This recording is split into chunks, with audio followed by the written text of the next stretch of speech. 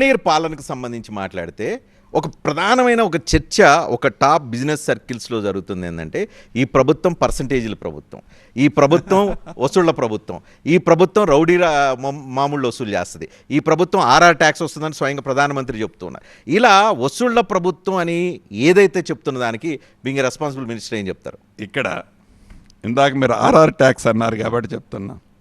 Script BRS వాళ్ళు రాసిస్తే BJP వాళ్ళు చదువుతారు, బీజేపీ వాళ్ళు వచ్చిన స్క్రిప్టు బీఆర్ఎస్ వాళ్ళు యాక్ట్ చేస్తారు. Both script is same sir. కానీ కొంచెం మారిందంట ఇప్పుడు అంతా. ఏమీ లేదు, బీజేపీ కాంగ్రెస్ అలైన్మెంట్ బాగా నడుస్తుందంట. ఎట్లా నడుస్తుంది సార్? బీజేపీకి సంబంధించిన కొంతమంది కాంగ్రెస్ లో ఉన్న టాప్ లెవెల్ వాళ్ళతో అడ్జస్ట్ అయిపోయారు, వాళ్ళు తానా అంటే తందానా అంటున్నారు అని చెప్పని అంటూ ఉన్నారు. సార్, బీజేపీ అంటే రెండు నేషనల్ పార్టీసు జాతి వైర్యం ఉన్న పార్టీలు.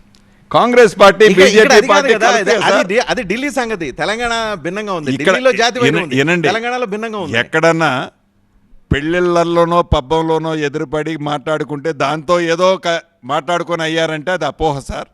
వీళ్ళ రక్షణ కోసం, వీళ్ళు ప్రొటెక్ట్ చేసుకోవటం కోసం కేంద్ర ప్రభుత్వంతో పూర్తి మ్యాచ్ ఫిక్సింగ్లో వీళ్ళు ఉన్నారు.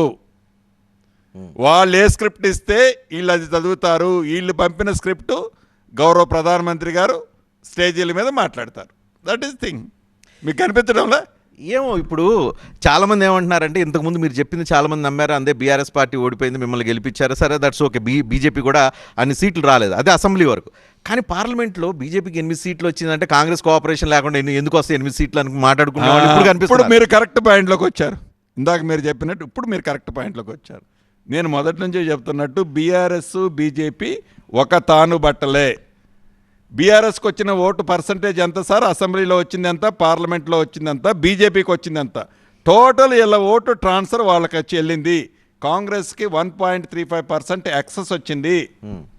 అంటే ఎవరికి మ్యాచ్ ఫిక్సింగ్ అయ్యారు సార్? నేను చెప్పడం మిస్ అయిపోయాను, రైట్ టైంలో మీరు గుర్తు చేశారు నాకు.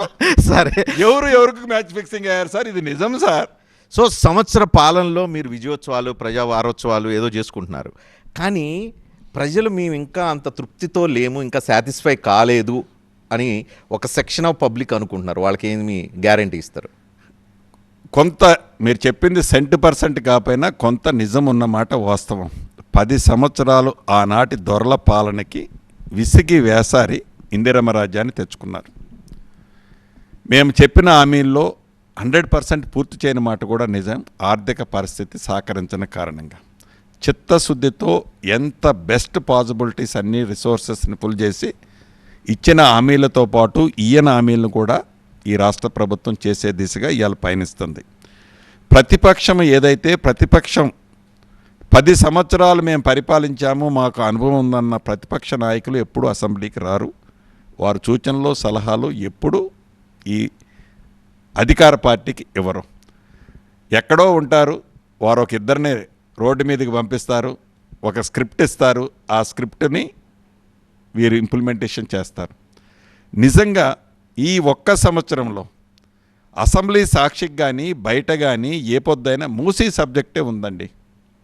మూసీలో వాళ్ళు మేమేదో పాడు చేశామన్నప్పుడు అసలు మీ విధి విధానాలు ఏంటి, ప్రతిపక్షంగా మీరు ఏం సూచనలు ఇస్తున్నారు, దానికి సమాధానం చెప్పరు. ఏదో చేయొద్దు అంటున్నారా మూసీని అంటే దానికి సమాధానం చెప్పరు. అంటే అధికార పార్టీలో ఉన్న మేము ప్రజలను దూరం చేసుకోవాలనో, ప్రజల్ని కష్టపెట్టాలనో, ప్రజలను నష్టపెట్టాలనో ఉద్దేశం ఈ పార్టీకి ఇందిరమ్మ రాజ్యంలో ఇది పేదోడు ప్రభుత్వం. మా బ్రాండే పేదోళ్ళ ప్రభుత్వం సార్. వాళ్ళని ఇబ్బంది పెట్టే పరిస్థితి ఎందుకు ఉంటుంది? నోటి మాట కింద చేతలు జరగట్లేదేమోనని. 100% ఏ చేతలు ఉన్నాయి సార్ చెప్తాను. 2004 నుంచి 2014 దాకా ఇందిరమ్మ ప్రభుత్వంలోనే తెలంగాణ ఇప్పుడున్న రాష్ట్రంలో 25,35,000 ఇందిరమ్మ ఇళ్ళు మేము కట్టి ఈ సంవత్సర కాలంలో ఎన్ని కట్టారు? అంటే వాళ్ళలాగా ధరణిని అర్ధరాత్రి తీసుకొచ్చి కొంపలు ముంచం సార్. ఇల్లు కట్టాలి అంటే వాళ్ళలాగా నువ్వు పింక్ కలర్ చూసుకున్నోడికే ఇల్లు ఇయ్యం సార్. కడతామా లేదా ఇప్పటి నుంచి చూస్తారు కదా మీరు. మా బ్రీతింగ్ టైము, లేకుంటే పార్లమెంట్ ఎన్నికలుగా పోయిన టైము, ఇతరత్ర అన్నీ మేము సంవత్సరంలో ఎన్ని కట్టాలని మీరు అనే బదులు ఒక్క నిమిషం సార్, 10 సంవత్సరాల్లో నువ్వు కట్టింది ఎన్ని? నువ్వు కట్టింది ఎన్ని? 63,000 64,000 కట్టావు, పూర్తిగా వేసింది. ఓకే.